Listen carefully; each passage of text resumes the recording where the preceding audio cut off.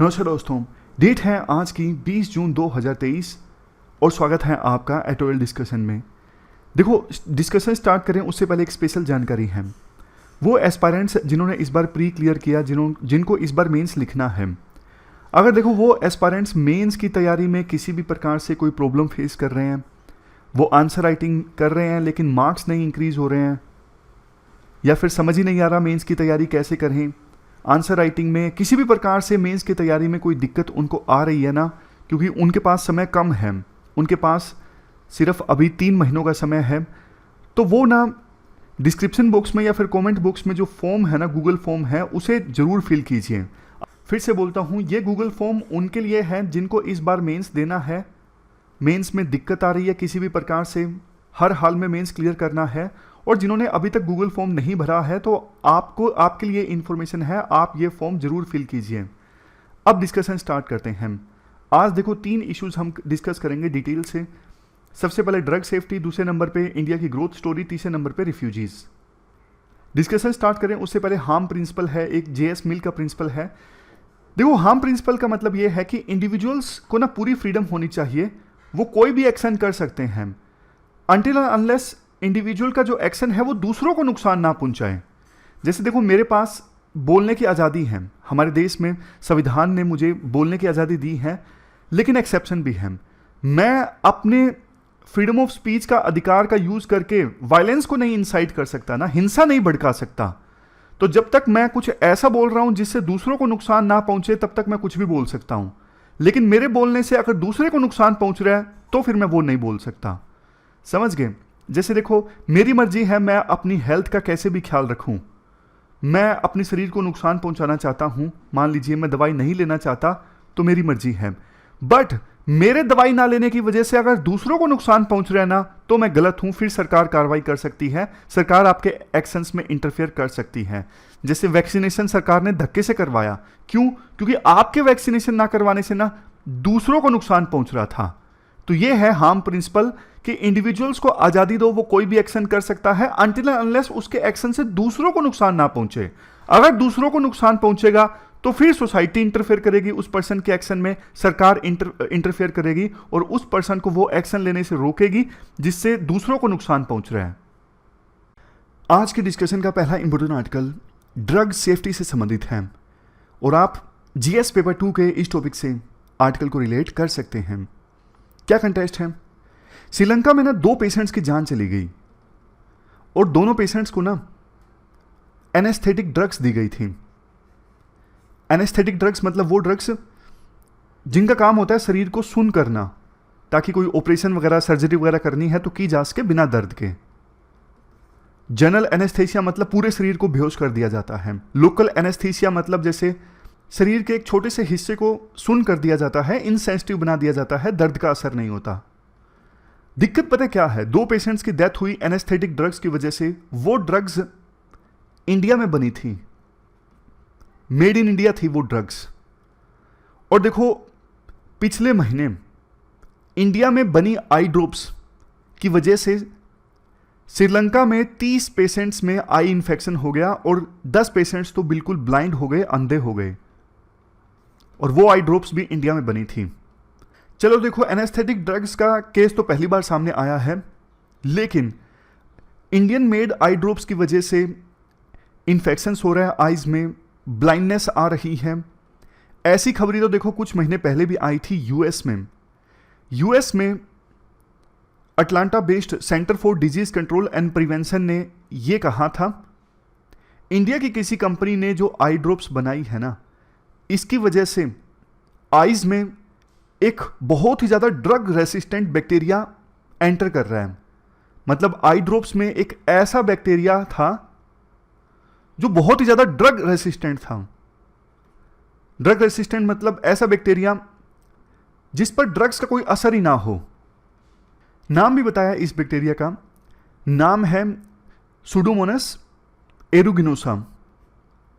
अब देखो, ये इसकी वजह से ब्लड में, लंग्स में, बॉडी के दूसरे पार्ट्स में इन्फेक्शन हो सकता है और ड्रग्स का असर नहीं होता। तो कितना खतरनाक था ये बैक्टीरिया जो आई ड्रॉप्स में पाया गया, और वो आई ड्रॉप्स इंडिया की एक कंपनी ने बनाई थी। और केस भी देखिए, गैम्बिया एक देश है अफ्रीका का, वहां पे देखो 70 लोगों की जान चली गई, 70 बच्चे थे, उनकी जान चली गई एक किडनी इंजरी की वजह से। और वो किडनी में इंजरी क्यों हुई? कफ सिरप पीने की वजह से। वो कफ सिरप इंडिया की कंपनी ने बनाई थी। हुआ ये, इंडिया की वो कंपनी थी ना, उस पर आरोप ये लगा कि उसने ना कफ सिरप में यानी खांसी की दवाई में डाई इथाइलिन ग्लाइकोल और इथाइलिन ग्लाइकोल ऐड कर दिया। किसकी जगह? प्रोपाइलिन ग्लाइकोल की जगह। यूज ये करना था ये वाला, लेकिन जानबूझ के ये महंगा आता है तो सस्ते इंग्रेडिएंट से इस्तेमाल कर दिए, अल्टरनेटिव के तौर पे डाई इथाइलिन ग्लाइकोल और इथाइलिन ग्लाइकोल ये वाले यूज कर दिए, जो कि नहीं करने चाहिए थे। अब ये ना टॉक्सिक केमिकल्स होते हैं, कंज्यूम किया बेचारे बच्चों ने कफ सिरप को और किडनी में इंजरी हो गई, 70 लोगों की जान चली गई। इसी प्रकार का केस उज्बेकिस्तान में भी सामने आया जिसमें 18 बच्चों की जान चली गई। वो कफ सिरप भी मेड इन इंडिया था। ये सारे एग्जाम्पल्स राइटर क्यों देते हैं? ये सारे एग्जाम्पल्स राइटर इसलिए देते हैं क्योंकि देखो, इंडिया जाना जाता है सस्ती दवाइयों के लिए। बड़ी मुश्किल से कोई ब्रांड बनता है, बड़ी मुश्किल से लोगों का ट्रस्ट पैदा होता है, लेकिन वो ट्रस्ट एक बार टूट जाए तो फिर लोग इंडिया में बनी दवाइयाँ परचेज नहीं करेंगे। तो बहुत सीरियस मामले हैं ये, सरकार को सीरियस हो जाना चाहिए। देखो, दो चीज़ें हो सकती हैं। पहली चीज़ कि कुछ इंडियन कंपनीज जानबूझ के ज़्यादा पैसा कमाने के चक्कर में सस्ते इंग्रेडिएंट्स इस्तेमाल कर लेती हैं। जैसे देखो, दूध में भी यूरिया वगैरह मिलाया जाता है ना, लोकली आप खबरें सुनते हो, दूध में यूरिया मिलाया हुआ है ज़्यादा पैसा कमाने के लिए। तो उसी प्रकार से कई इंडियन ड्रग कंपनीज भी ऐसा कर लेती हैं, बट उसकी वजह से बाकी कंपनीज जो मेहनत करती हैं उनको भी नुकसान पहुंचता है, क्योंकि पूरे देश का नाम खराब होता है इनकी वजह से। तो एक तो ये चीज़ है। दूसरा, जो ड्रग रेगुलेटरी बॉडी है ना हमारे देश में, उस ड्रग रेगुलेटरी बॉडी को ना ऐसा नहीं कि सीधा सीधा कोई आरोप लगा तो झुठला दिया। उस बॉडी को भी जांच करनी चाहिए कि वास्तव में जो आरोप लगे हैं उनमें कितनी सच्चाई है। राइटर कहते हैं एक दो बार तो देखो ऐसी न्यूज सामने आई कि हमारे देश की ड्रग रेगुलेटरी बॉडी ने ना WHO को ही दोषी ठहरा दिया कि WHO गलत डेटा दे रहा है।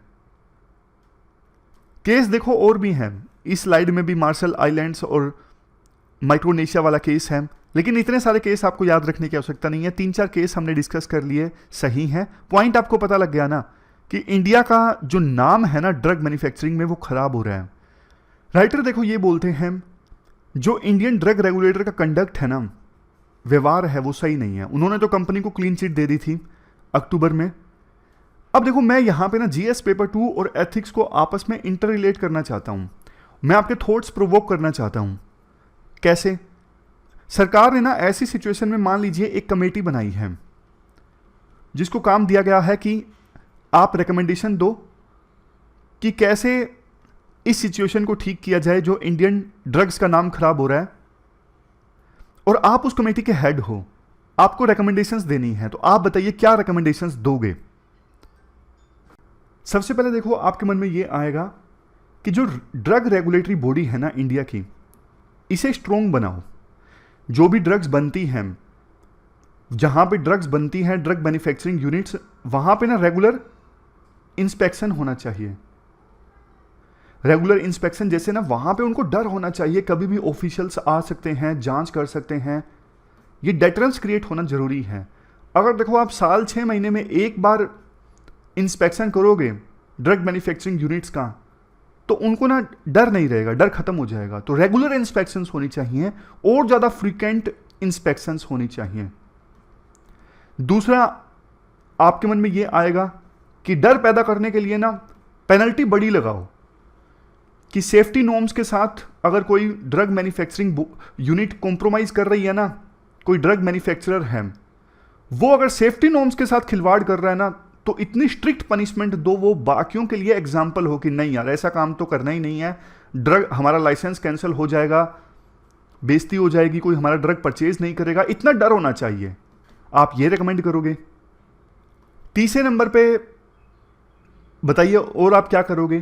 ट्रांसपेरेंसी। ट्रांसपेरेंसी मतलब जो भी इंस्पेक्शंस होंगी ना, वो सारा डेटा पब्लिकली रिलीज किया जाए कि ये इंस्पेक्शन हमने की थी, इंस्पेक्शन में ये पाया गया। ट्रांसपेरेंसी आएगी तो जनता को भी पता लगेगा कि रेगुलर इंस्पेक्शन हुई है इस मैन्युफैक्चरिंग यूनिट में, और ड्रग मैन्युफैक्चरिंग कंपनी को भी डर लगेगा कि यार इंस्पेक्शन में कुछ गलत पाया तो हाथों हाथ ये पब्लिक में डाल देंगे, पब्लिक में डाल देंगे तो हमारी तो कंपनी की बेइज्जती हो जाएगी, ट्रस्ट खत्म हो जाएगा। तो ट्रांसपेरेंसी आनी चाहिए। नेक्स्ट पॉइंट, अब देखो दो चीजें हैं, कुछ कंपनीज ऐसी भी होती हैं जो सेफ्टी को कंप्लाई करना चाहती हैं, जो क्वालिटी को कंट्रोल करना चाहती हैं, बट उनके पास ना कैपेसिटी नहीं है। तो ड्रग रेगुलेटरी बॉडी उनकी हेल्प करे ताकि ऐसी कंपनीज जो सेफ्टी से कंप्लाई करना चाहती हैं, क्वालिटी को कंट्रोल करना चाहती हैं, वो अच्छे से अपना ये काम कर सकें।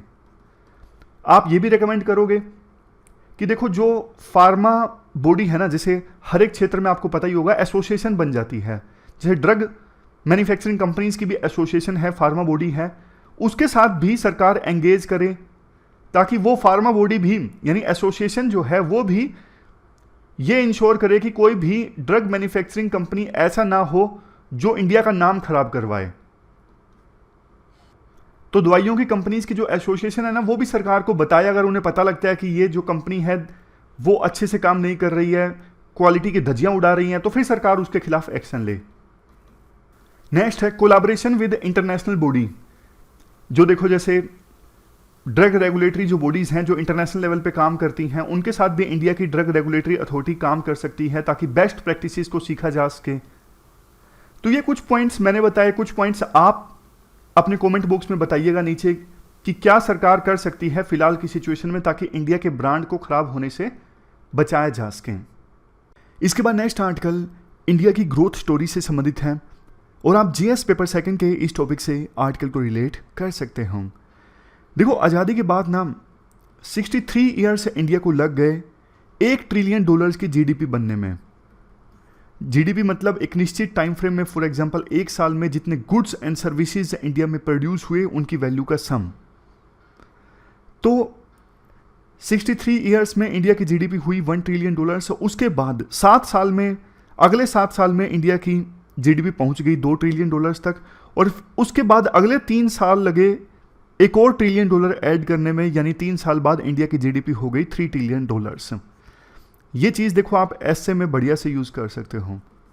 और अब प्रोजेक्शन ये है 2047 आते आते इंडिया की जीडीपी हो जाएगी $25 ट्रिलियन, यानी आज़ादी के 100 साल बाद। 1700 में इंडिया की इकोनॉमी का साइज बहुत बड़ा था। ग्लोबल जीडीपी में 35% इंडिया की जीडीपी कंट्रीब्यूट करती थी। अगर मान लीजिए पूरे वर्ल्ड की जीडीपी उस समय 100 रुपये थी तो 35 रुपये तो इंडिया ही कंट्रीब्यूट करता था पूरे वर्ल्ड की जीडीपी में। और जब देखो बैलेंस ऑफ पेमेंट क्राइसिस आए, उस समय इंडिया की जीडीपी का ग्लोबल जीडीपी में कंट्रीब्यूशन सिर्फ 1% था। बट चीजें चेंज हुई एलपीजी रिफॉर्म्स के बाद। अब इंडिया की जीडीपी का कंट्रीब्यूशन ग्लोबल जीडीपी में 4 से 5% तक है। अक्सर आपने जो ये फ्रेज सुना है ना कि इंडिया पहले सोने की चिड़िया हुआ करता था। क्यों बोलते थे इंडिया को सोने की चिड़िया? क्योंकि इंडिया की इकोनॉमी, जैसे 1700 का ही केस ले लीजिए, उस समय इंडिया की इकोनॉमी काफ़ी फ्लोरिशिंग थी। इकोनॉमी बहुत तेज़ी से ग्रो कर रही थी, प्रोस्पेरिटी थी इंडिया में, अपॉर्चुनिटीज़ थी। इंडिया अपनी वेल्थ के लिए जाना जाता था, रिसोर्सेज के लिए जाना जाता था। लेकिन बाद में ब्रिटिश राज आया और ब्रिटिश सरकार ने किस प्रकार से इंडिया के रिसोर्सेज को एक्सप्लॉइट किया वो सब हम हिस्ट्री में पढ़ते हैं। इंडिया ने देखो पिछले 20-30 सालों में काफ़ी रिकवर किया है। आज देखो इंडिया की पॉपुलेशन का साइज बहुत बड़ा है। 2030 आते आते इंडिया में 1 बिलियन लोग यानी 100 करोड़ तो लोग ऐसे होंगे जो काम कर रहे होंगे। इतनी तो पूरी G8 कंट्रीज़ की, यानी 8 कंट्रीज़ का जो ग्रुप है ना, अभी 7 का है रशिया को निकालने के बाद, तो उनकी पॉपुलेशन को मिला के इंडिया की वर्किंग पॉपुलेशन होगी 2030 आते आते। 10 साल पहले ना, 8 साल पहले मान लीजिए, 8 साल पहले इंडिया में पर कैपिटा डेटा कंजप्शन बहुत कम हुआ करता था। पर कैपिटा डेटा कंजप्शन के मामले में इंडिया सबसे लोएस्ट स्थान पे था, 122वें नंबर पे। बट आज पर कैपिटा डेटा कंजप्शन के मामले में इंडिया नंबर 1 पे है। यानी एक एवरेज सिटीजन हमारे देश का वर्ल्ड में सबसे ज़्यादा डेटा कंज्यूम करता है। चाइना और यूएसए के सिटीजन जितना डेटा कंज्यूम करते हैं, दोनों को मिला के भी उससे ज़्यादा एवरेज सिटीजन हमारे देश में डेटा कंज्यूम करता है। हमारे देश की इंफ्रास्ट्रक्चर स्टोरी काफ़ी बढ़िया है। इसका असर देखो आने वाले 5-10 सालों में देखने को मिलेगा। सरकार ने काफ़ी खर्चा किया है इंफ्रास्ट्रक्चर पे, अच्छी बात है। मतलब दोनों चीज़ों को सरकार बैलेंस लेके चली है, फिजिकल एक्सपेंशन भी और फिजिकल प्रूडेंस भी। फिजिकल एक्सपेंशन मतलब कैपिटल एक्सपेंडिचर काफ़ी इंक्रीज हुआ है, बड़े बड़े हाईवेज बने हैं, लेकिन उसके साथ साथ फिजिकल डेफिसिट को बहुत ज़्यादा नहीं बढ़ने दिया। ऐसा नहीं कि सरकार मतलब 100 रुपये कमा रही है तो 110 रुपये खर्च कर रही है, नहीं, ऐसा नहीं। फिजिकल डेफिसिट कोविड-19 के बाद बढ़ गया, अदरवाइज 3% के आसपास ही घूम रहे हैं। प्रोजेक्ट प्रगति की बात बोली जाती है। प्रोजेक्ट प्रगति में क्या है, प्रधानमंत्री ना मीटिंग्स करते हैं, बड़े बड़े जो इंफ्रास्ट्रक्चर प्रोजेक्ट्स हैं उनको लेके मीटिंग की जाती है, डायरेक्टली क्वेश्चंस पूछे जाते हैं, तो अलग अलग डिपार्टमेंट्स तैयार होके जाते हैं प्रधानमंत्री मोदी की इस मीटिंग में, और फाइलों को इधर उधर घूमना ना पड़े, टाइमली प्रोजेक्ट को अप्रूवल मिल जाए, टाइमली इंप्लीमेंटेशन हो जाए, उसके लिए ये प्रोजेक्ट काफ़ी इंपॉर्टेंट है, प्रोजेक्ट प्रगति। एक और है गति शक्ति। गति शक्ति में क्या होता है, जियो स्पेशियल इंफॉर्मेशन सिस्टम का सहारा लिया जाता है। मैं आपको एग्जांपल की सहायता से बताता हूँ। मान लीजिए ये एक जंगल का एरिया है, फॉरेस्ट है। अब ना यहां से इस पॉइंट तक रोड बनानी है, तो पहले ना ये सारी चीज़ें ना हैजार्ड मैनर में हुआ करती थी। ऊपर से मैप नहीं देखा जाता था कि रोड बनानी है, बस फॉरेस्ट काटना जरूरी है, डिसीजन ले लिया जाता था। अब क्या कि ऊपर से इमेजेस ली जाती हैं, जियो स्पेशियल इंफॉर्मेशन कलेक्ट की जाती है, डिजिटल मैप तैयार होते हैं, तो ना पता लग जाता है कि कहाँ से रोड बन सकती है, क्या अल्टरनेटिव हो सकता है, कितने पेड़ों को काटने से बचाया जा सकता है। ये सब चीज़ें बढ़िया से हो जाती हैं गति शक्ति में। और देखिए इंडिया की ग्रोथ स्टोरी के बारे में। पहली बार प्राइवेट सेक्टर को अलाउ किया गया कि आप कॉमर्शियल कोल माइनिंग कर सकते हैं।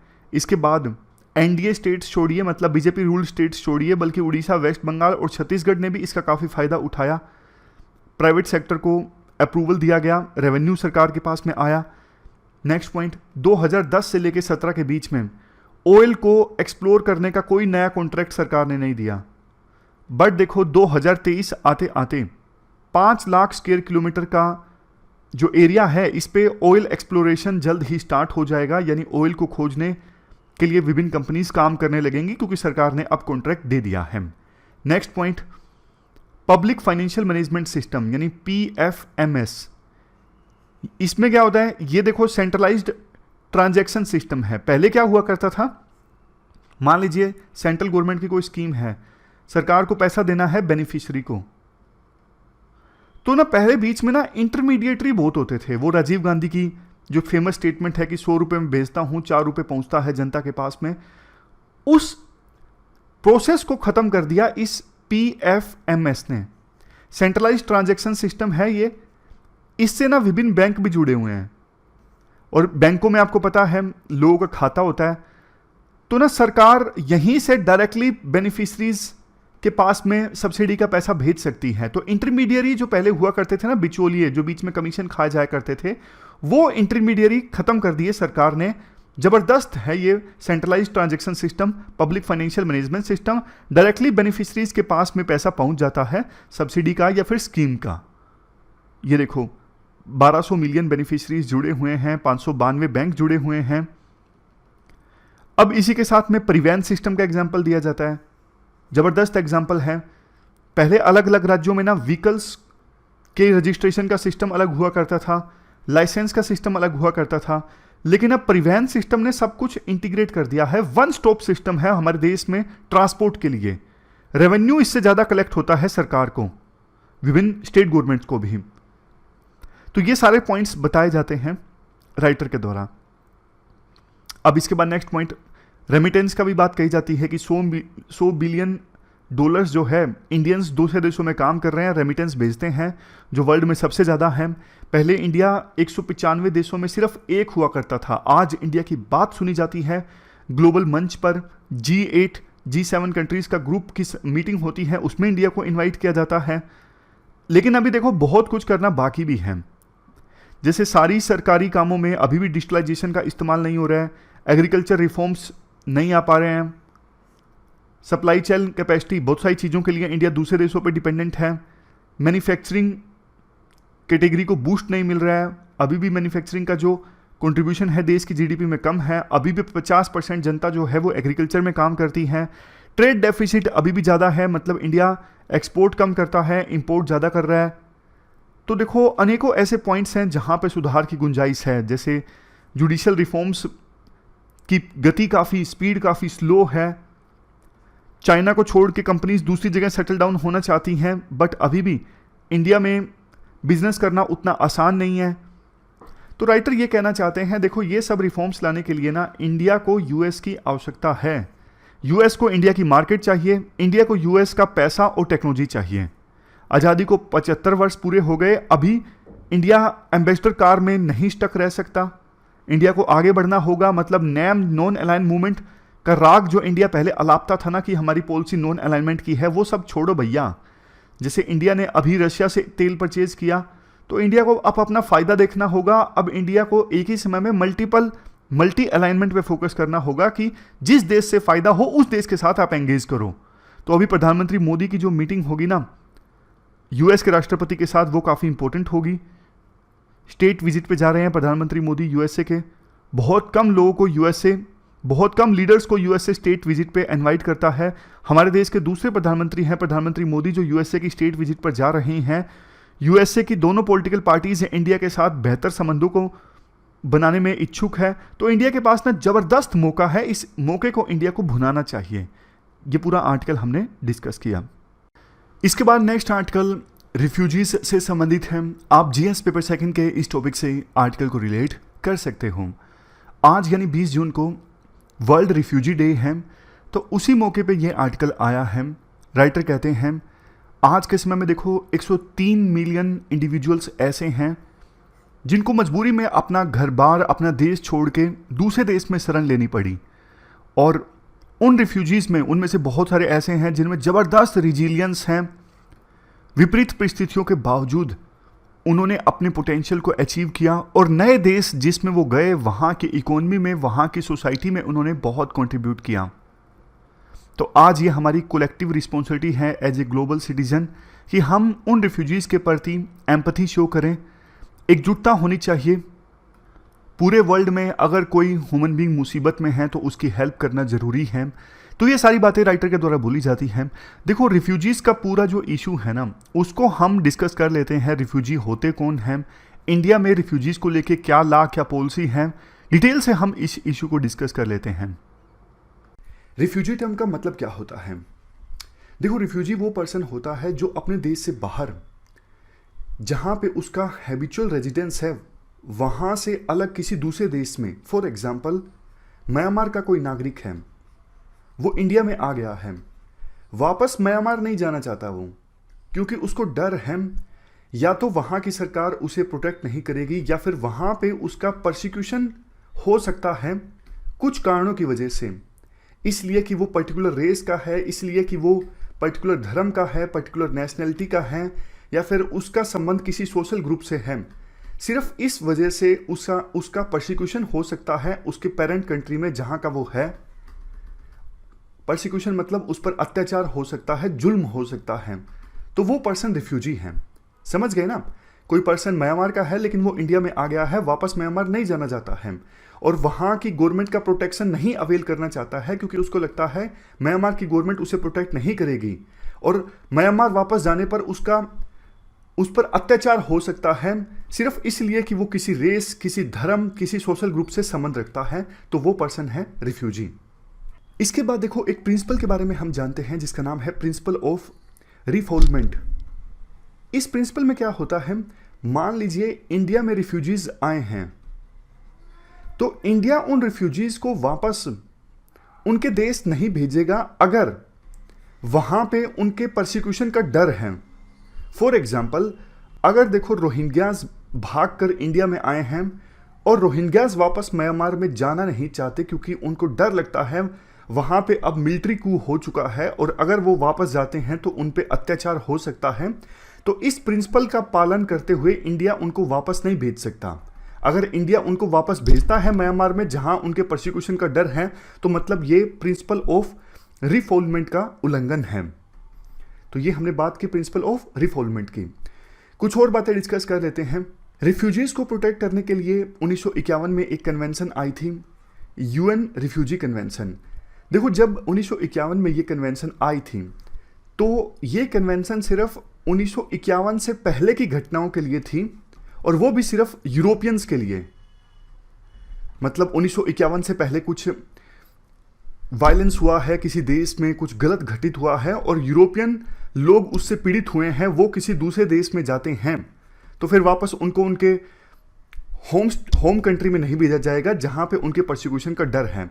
तो ध्यान दीजिएगा, 1951 में शुरुआत में जब ये कन्वेंशन आई थी तो ये सिर्फ 1951 से पहले की घटनाओं के लिए थी और सिर्फ यूरोपियंस के लिए थी।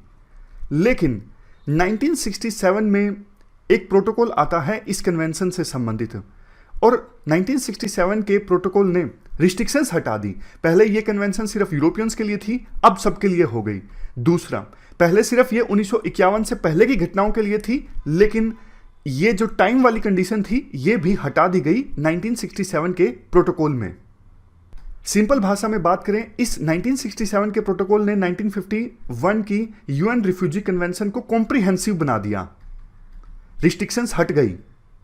20 जनवरी 2020 तक देखो 146 देश पार्टी हैं इस कन्वेंशन में और 147 कंट्रीज पार्टी हैं इस 1967 के प्रोटोकॉल में। क्वेश्चन उठता है, क्या इंडिया पार्टी है कन्वेंशन का या फिर प्रोटोकॉल का? आंसर है नो। इंडिया ना तो पार्टी है कन्वेंशन में और ना ही पार्टी है प्रोटोकॉल में। बट देखो, एक चीज जरूर है, इंडिया हमेशा से रिफ्यूजीज को प्रोटेक्ट करता आया है। आप इतिहास उठा के देख लीजिए, चाइना में जब तिब्बतियंस का प्रोसिक्यूशन हुआ था तो बहुत सारे लोग दलाई लामा की लीडरशिप में भारत में आए और भारत में उनको शरण मिली। 1971 का एग्जाम्पल आप ले लीजिए, किस प्रकार से लाखों बांग्लादेशी इंडिया में आए पाकिस्तानी आर्मी के प्रोसिक्यूशन से बचने के लिए और वहाँ पे उनको शरण मिली। श्रीलंका से बहुत से तमिलियंस आए जब वहाँ पे सिविल वार स्टार्ट हुआ। इवन अफगानिस्तान से बहुत से लोग इंडिया में हैं अभी फ़िलहाल, ताकि वहाँ के सिविल वार से बचा जा सके। तो इंडिया का इतिहास रहा है, हमेशा से इंडिया ने रिफ्यूजीज़ को प्रोटेक्ट किया है।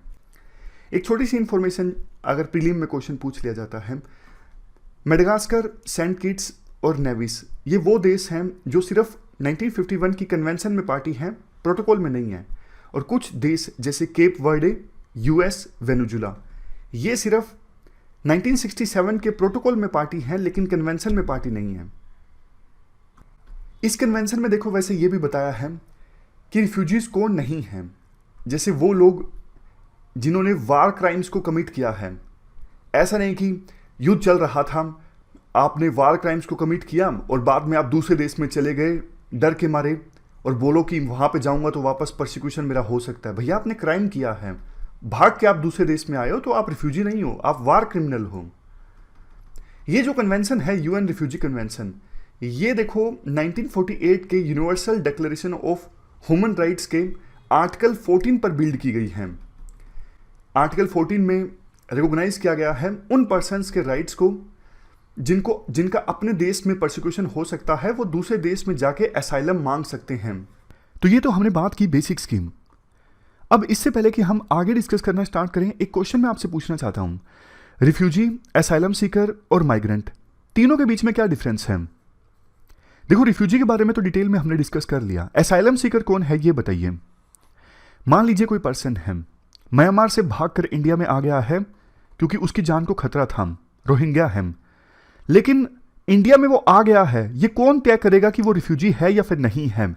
वो तो झूठ भी बोल सकता है ना कि मेरी जान को खतरा है, असल में आया वो अच्छी जॉब प्राप्त करने के लिए है इंडिया में।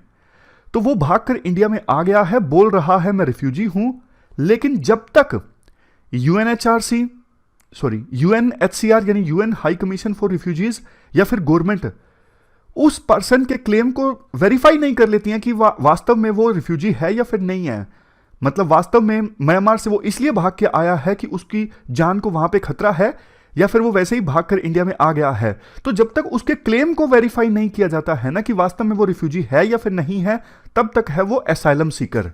अभी उसने शरण मांगी है, आ गया है भागकर इंडिया में, लेकिन अभी गवर्नमेंट या फिर यूएनएचसीआर रिफ्यूजी स्टेटस डिटरमाइन करेगी कि वास्तव में वो रिफ्यूजी है, वास्तव में वो अपनी जान बचाकर आया है या फिर वैसे ही आ गया है। समझ गए? एसाइलम सीकर मतलब रिफ्यूजी स्टेटस जब तक एक्नॉलेज नहीं किया गया है उससे पहले का जो स्टेटस है वो है एसाइलम सीकर। उसके बाद माइग्रेंट कौन है? माइग्रेंट जैसे देखो बांग्लादेश से कोई पर्सन भागकर इंडिया में आ गया है, उसकी जान को वहां पे कोई खतरा नहीं है, लेकिन उसे लगा कि इंडिया में जाके जॉब करूंगा तो ज्यादा पैसा मिलेगा, तो इस प्रकार से कोई इंडिया में आएगा, फिर वो रिफ्यूजी नहीं है, क्योंकि वो तो जॉब के चक्कर में या फिर बेहतर लिविंग स्टैंडर्ड्स को एंजॉय करने के लिए इंडिया में आया है, तो वो माइग्रेंट है, वो रिफ्यूजी नहीं है। तो ये डिफरेंस है, अब आपको पता लग गया होगा। तो जब कोई एसाइलम मांगता है इंडिया में, सरकार एडोक बेसिस पे यानी केस बाय केस बेसिस पे डिफाइन करती है कि हमें इसे एसाइलम देना है या फिर नहीं देना है। लेकिन अगर देखो कानून होता है तो एक निश्चित समय में एसाइलम सीकर्स की मांग को पूरा किया जा सकता है, या तो उन्हें रिजेक्ट किया जा सकता है या फिर एक्सेप्ट किया जा सकता है। अभी तो देखो कई बार तो ऐसा होता है सरकार सालों साल बैठी रहती है और कोई पर्सन इंडिया में एसाइलम मांगता है तो उसकी रिक्वेस्ट पेंडिंग रहती है बहुत बहुत सालों तक। लेकिन अगर कानून बन जाता है तो फिर सरकार के पास ना ज्यादा डिस्क्रिशन खत्म हो जाएगी। एक निश्चित टाइम फ्रेम के अंदर जो रिक्वेस्ट है एसाइलम मांगने की उसका जवाब देना होगा, और क्राइटेरिया भी कानून में डिफाइन होगा कब कब एसाइलम दिया जा सकता है, किन कंडीशंस में नहीं दिया जा सकता है। हम ना दोनों तरफ के आर्ग्यूमेंट्स डिस्कस करते हैं। पहले आर्ग्यूमेंट डिस्कस करते हैं क्यों हमारे देश में रिफ्यूजीज और असाइलम सीकर्स के लिए एक कानून बनाने की आवश्यकता है। पहला आर्ग्यूमेंट तो देखो यही हो जाता है कि कानून नहीं है ना, तो फिर कोई भी पर्सन हमारे देश में असाइलम मांगता है ना, तो ये हमारे जो पॉलिटिशियंस हैं, ब्यूरोक्रेट्स हैं, उनकी विम्स एंड फैंसीज पे डिपेंड हो जाता है कि उसे असाइलम दिया जाएगा या फिर नहीं दिया जाएगा। ब्यूरोक्रेट्स की मर्जी है, पॉलिटिशियंस की मर्जी है, जो करंट रूलिंग गवर्नमेंट है किसको असाइलम दे या फिर ना दे। लेकिन अगर कानून बन गया तो देखो जैसा हम शुरुआत में भी मैंने आपको बताया, एक निश्चित टाइम फ्रेम के अंदर और एक पर्टिकुलर क्राइटेरिया को एनालाइज करके असाइलम सीकर्स को असाइलम देना पड़ेगा सरकार को।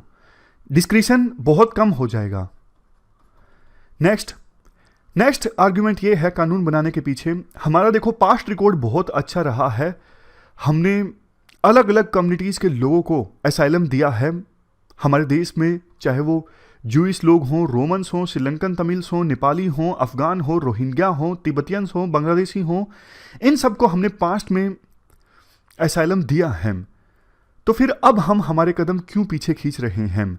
अगर असाइलम से संबंधित कानून अगर बनता है तो ना सिर्फ उनको असाइलम मिलेगा, बल्कि कानून में यह भी मेंशन किया जाएगा कि रिफ्यूजीज को हमारे देश में कौन कौन सी बेसिक सर्विसेज मिलेंगी, मतलब रिफ्यूजीज कौन सी बेसिक पब्लिक सर्विसेज को एक्सेस कर सकते हैं, उन्हें जॉब्स और लाइवलीहुड अपॉर्चुनिटीज मिलेगी। तो ये प्रोविजंस भी उस कॉम्प्रिहेंसिव असाइलम और रिफ्यूजी से संबंधित कानून में किए जा सकते हैं। वैसे देखो अभी हमारे देश में काफ़ी सारे कानून हैं तो सही रिफ्यूजीज और असाइलम सीकर से डील करने के लिए, जैसे foreigner act 1946, registration of foreigner act 1939, passport act 1967, extradition act 1962, citizenship act 1955, और उसके बाद इसको अमेंड भी किया गया 2019 में, जो सिटीजनशिप अमेंडमेंट एक्ट जिस पे बहुत बड़ी कंट्रोवर्सी पैदा हुई, फॉरेनर ऑर्डर 1948। ये सब ना सभी फॉरेन इंडिविजुअल्स को एलियन कहते हैं, बट एज सच रिफ्यूजीज और असाइलम्स के लिए कोई कॉम्प्रिहेंसिव और यूनिफॉर्म कानून नहीं है। इसके बाद नेक्स्ट आर्ग्यूमेंट ये दिया जा सकता है कि इंडिया को एक नेशनल असाइलम लॉ बनाने की आवश्यकता है, जो शशि थरूर कहते हैं मैं कई सालों से डिमांड कर रहा हूं। हमारे देश में अभी 2 लाख रिफ्यूजीज हैं, लेकिन उनकी मैनेजमेंट ठीक से नहीं हो रही है। अगर इंडिया एक अच्छा असाइलम लॉ बनाता है तो वर्ल्ड में इंडिया अपने आप को एक अच्छा डेमोक्रेटिक लीडर के तौर पे साबित करेगा। इंडिया जो अपनी कमिटमेंट है ह्यूमैनिटेरियन और डेमोक्रेटिक वैल्यूज़ के प्रति, उसको साबित कर सकेगा एक अच्छा सा नेशनल असाइलम लॉ बनाकर। राइटर ये भी बोलते हैं देखो इंटरनेशनल कन्वेंशन के अनुसार अगर हम कानून बनाएंगे ना, तो हमें ऐसी कोई चीज़ को फुलफिल नहीं करना है जो हम वॉलंटरी नहीं कर रहे हैं। वैसे भी पास्ट रिकॉर्ड अगर हमारा देखें तो हमने बहुत सारी चीज़ें वॉलंटरी की हैं इंटरनेशनल कन्वेंशंस के हिसाब से। अगर उसे कानून की शक्ल दे देंगे तो फिर क्या जा रहा है। इवन हमारी जुडिशरी ने भी 1996 में एक वर्डिक्ट दिया था। वर्डिक्ट ये था सारे ह्यूमन बींग्स जो अभी इंडिया में रह रहे हैं, चाहे उनकी कोई भी नेशनलिटी हो, उनको प्रोटेक्ट करना स्टेट की जिम्मेदारी है, क्योंकि संविधान के आर्टिकल 14, 20, 21 के अंतर्गत उनको भी फंडामेंटल राइट्स मिले हुए हैं। ये जो फंडामेंटल राइट्स है ना, ये सिर्फ इंडियन सिटीजन्स के लिए नहीं है, वो सभी लोग जो इंडिया में रह रहे हैं उनके लिए हैं। ये केस क्या था? केस ये था, चकमा रिफ्यूजीज जो अरुणाचल प्रदेश में एंटर कर गए थे 1995 में, उनको फोर्सफुली एविक्ट किया जा रहा था। मामला पहुंचा था सुप्रीम कोर्ट में। तो सुप्रीम कोर्ट ने कहा था जब तक इन चकमा रिफ्यूजीज की असाइलम संबंधित एप्लीकेशन का फैसला नहीं हो जाता है, तब तक स्टेट इनको फोर्स की सहायता से एविक्ट नहीं कर सकता। अभी देखो, अलग अलग जो असाइलम या फिर रिफ्यूजीज के मामले हैं ना, सुप्रीम कोर्ट में जाते हैं, अलग अलग जज की विचारधारा अलग अलग होती है, वो अलग अलग फैसला देते हैं। लेकिन अगर एक कानून होगा ना रिफ्यूजीज और असाइलम सीकर से संबंधित, तो जज भी इस प्रकार से अलग अलग स्टैंड नहीं ले सकेंगे, उनको कानून के हिसाब से स्टैंड लेना पड़ेगा। लास्ट आर्ग्यूमेंट ये है, देखो जो रिफ्यूजीज की प्रॉब्लम है ना वर्ल्ड वाइड, इस प्रॉब्लम को सोल्व करने के लिए ग्लोबल सॉलिडेरिटी और इंटरनेशनल कोऑपरेशन चाहिए।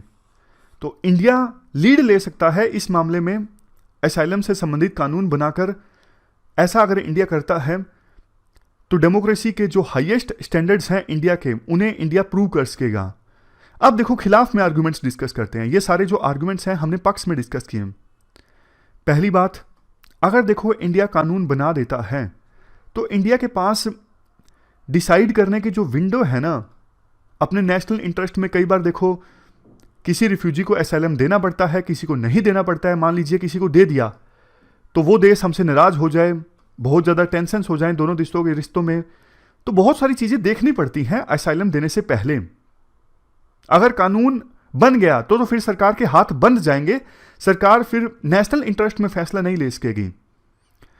नेक्स्ट, अगर देखो ज़्यादा रिफ्यूजीज इंडिया में आते हैं तो आइडेंटिटी क्राइसिस पैदा हो सकते हैं। जैसे असम में कुछ लोगों की शिकायत है, बांग्लादेशी रिफ्यूजीज की वजह से लोकल जो कल्चर है वो खतरे में है। नेक्स्ट, एक बार रिफ्यूजीज इंडिया में आ गए तो बाद में उन्हें आइडेंटिफाई करना, वापस उनके देश में डिपोर्ट करना बहुत ज़्यादा मुश्किल है। इंडिया देखो इतना बड़ा है, Haryana, Kerala, Telangana, UTs like Jammu and Kashmir, Delhi, कहाँ कहाँ पर जैसे अगर रिफ्यूजीज जो हैं वो सेटल डाउन हो गए हैं तो वापस उनको कैसे भेजेगी सरकार। नेक्स्ट, जॉब्स देखो वैसे ही हमारे देश में कम हैं, रोजगार के अवसर इतने हैं नहीं, अनएम्प्लॉयमेंट रेट काफ़ी ज़्यादा है, तो ऐसी सिचुएशन में ज़्यादा रिफ्यूजीज आएंगे तो ज़्यादा economic burden. Next, illegal voting का भी खतरा रहता है अगर ज़्यादा रिफ्यूजीज इंडिया में आएंगे। और सबसे लास्ट में इंपॉर्टेंट, टेररिज्म।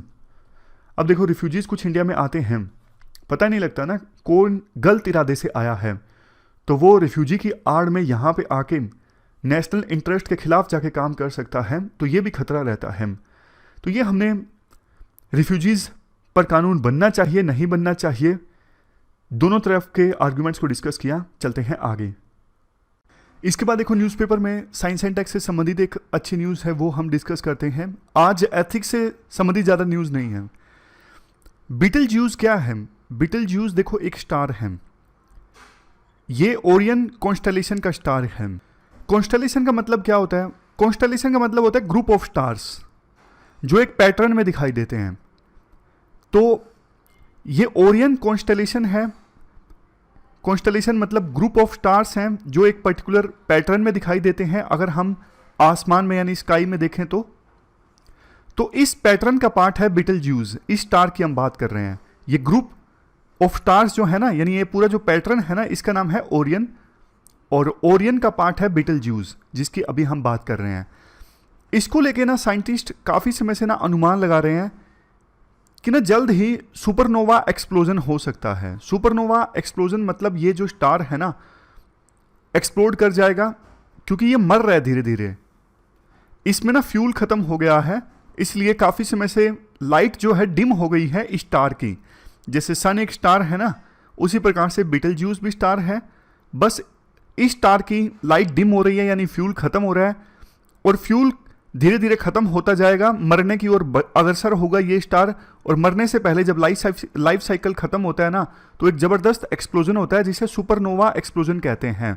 लाइट थोड़ी सी बढ़ जाती है, चमकता है स्टार मरने से पहले, तो सुपरनोवा एक्सप्लोजन इस स्टार में हो सकता है। डिबेट चल रही है, कुछ साइंटिस्ट कह रहे हैं कि ये जल्द ही इसमें सुपरनोवा एक्सप्लोजन हो सकता है, और दूसरी तरफ कुछ कहते हैं नहीं, ऐसा कुछ नहीं होगा। तो तो उसी से संबंधित ये आर्टिकल है जो हमने डिस्कस किया। चलते हैं आगे। इसके बाद दूसरे आर्टिकल का माइंड मैप है इंडिया की ग्रोथ स्टोरी से संबंधित। इसमें सबसे पहला पॉइंट इंडिया की इकोनॉमिक ग्रोथ से संबंधित कि इंडिया की जीडीपी कितनी तेज़ी से बढ़ रही है आगे 2047 तक। $25 ट्रिलियन की इंडिया इकोनॉमी हो जाएगी। उसके बाद यूएसए के साथ म्यूचुअल इंटरेस्ट हैं।